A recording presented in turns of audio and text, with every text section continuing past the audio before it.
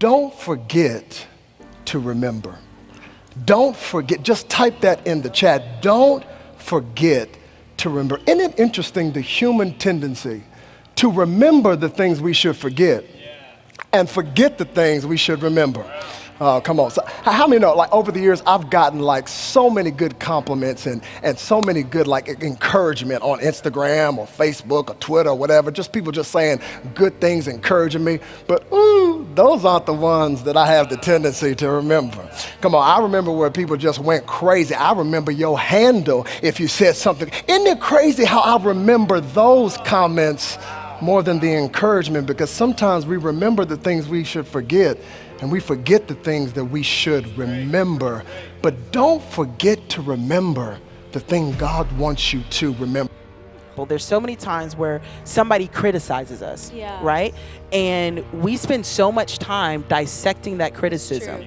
Like we examine it. We're like if I said, hey, you talk funny, you're like, is it my tone? Is it my voice? Is it an overbite? Is it this? Is it that? So now you've spent so much time and you've created this vivid memory about this criticism that we remember that negative. We remember who said it, when they said it, how they said it to us, because we've played it over and over in our head. But when somebody gives us a compliment, we just say thank you. It's so easy to remember the negative instead of remembering the positive. And I want to take a moment just for a minute, because I just think about the things that have been spoken over our lives by maybe coaches, by maybe teachers, by maybe bosses, by people that said that they were our friends, and they spoke something that seems so little and so minuscule in the moment. And yet those things attached themselves and they held on.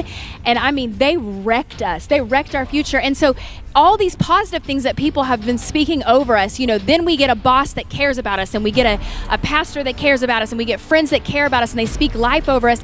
And yet still all we can hear are those negative things, because they're so deep. And so for those of you that are out there listening, I just want to speak to you, and I just want to say that you don't have to remember those things.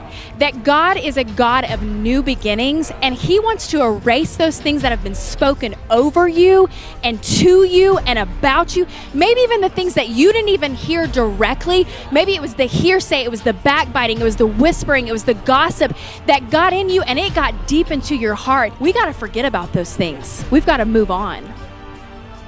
If you have a fish and you put a fish in water, then it's going to survive. But if you take it out of water, then eventually it's going to die. And what that tells us is that environment dictates whether it lives or dies.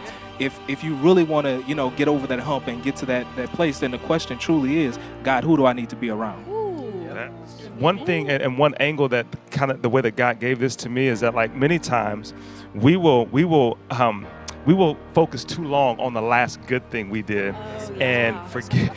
It'll cause us not to reach for the next best thing that God has for us. For some of you right now, maybe you're thinking that your best days are behind you. That's something that you're just going to have to forget about and understand that, like, God has something better for you. Like, if we'll look forward and we'll forget the thing, I like how Paul said it, forgetting those things which are behind, pressing forward to those things which are ahead. I just want to encourage you to look forward. I want to encourage you, even if it was good, God has better.